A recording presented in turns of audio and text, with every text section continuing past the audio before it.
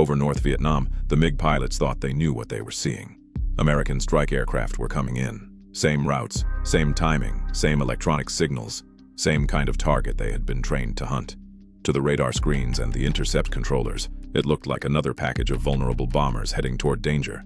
But that was the lie. The aircraft were not bomb-laden F-105 Thunder Chiefs. They were F-4 Phantoms, fighters, and they were waiting for the MiGs to take the bait. This was Operation Bolo, one of the most carefully designed aerial traps of the Vietnam War. It did not begin with a missile launch. It began with a pattern, because in air combat, a repeated pattern can become a weakness. And the Americans had been repeating one for long enough that North Vietnam believed it could read the sky. The F-105 Thunder Chief was a powerful strike aircraft, but in the skies over North Vietnam, it had become a regular target. Thunder Chiefs flew dangerous bombing missions into some of the most heavily defended airspace on Earth. They carried bombs, they followed strike routes, they were supported by jamming aircraft and escort fighters. Their missions had rhythm. North Vietnamese MiG-21 pilots learned that rhythm. They did not need to destroy every American aircraft.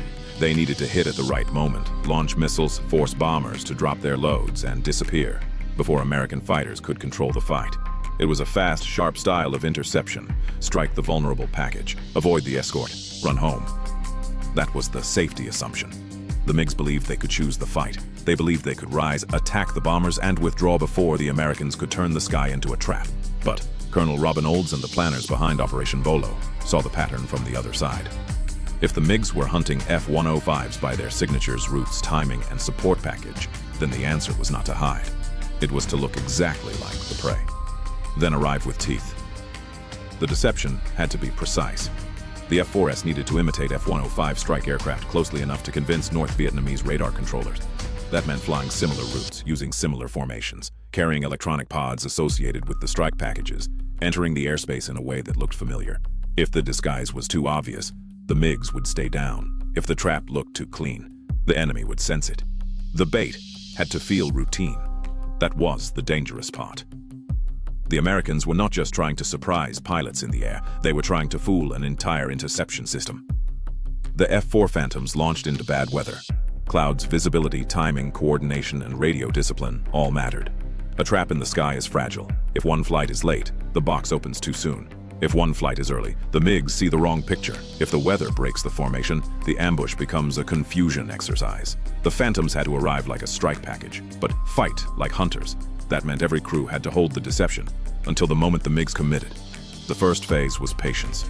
No dramatic turn, no early chase, just American fighters flying into enemy airspace, pretending to be something else. On the North Vietnamese side, the picture looked tempting.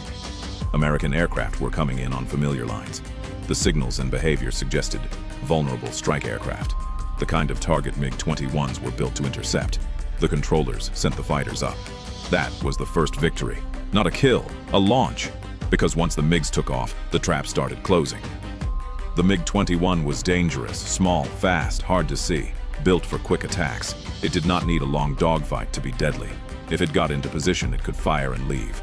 The Americans knew this. That is why the trap had to deny the MiGs their favorite fight.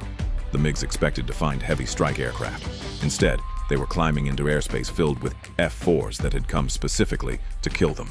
The bait had turned into the cage. Then the first contacts appeared. Radar calls, visual sightings, aircraft breaking through clouds, crews trying to separate friend from enemy in a sky that was moving fast and hiding pieces of itself in weather. This is where the operation stopped being a clever plan and became a fight. A Phantom crew could not simply rely on the idea of the trap. They still had to find the MiG, position the aircraft, manage speed and altitude, and launch at the right moment. In the cockpit, deception becomes geometry. Where is the target? Where is the wingman? Is the MiG turning in? Is it running? Is the missile inside parameters? Seconds matter. The MiGs realized too late that the aircraft in front of them were not the slow prey they expected. The F-4s maneuvered, missile tones came alive, pilots called contacts. The ambush became visible only after the MiGs were already inside it. That is the nightmare of a good trap. The enemy does not know it is a trap when he enters. He knows when the exits start disappearing.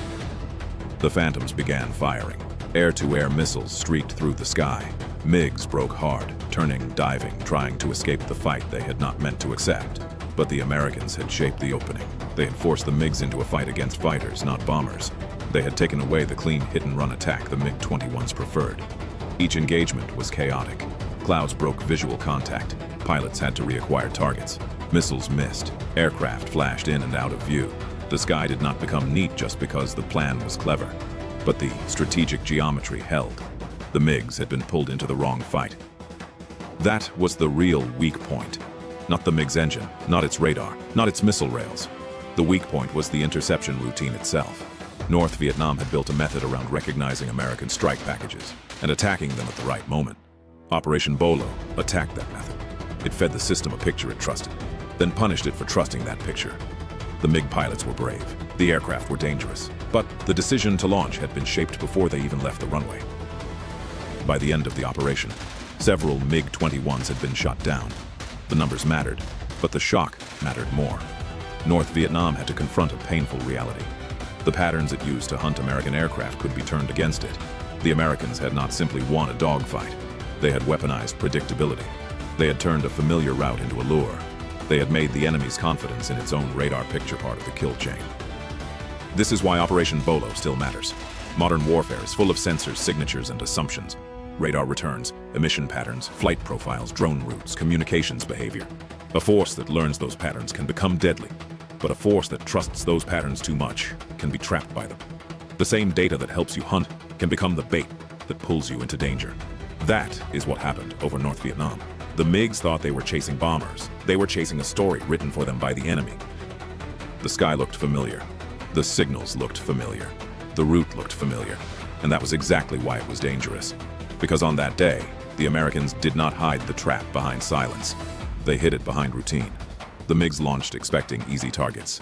Then the targets turned, locked on, and fired back. If you want more hard breakdowns of military operations, hidden weak points, and the moments that changed modern warfare, follow the channel and check the homepage for more stories. Thanks for watching. We'll see you on the next battlefield.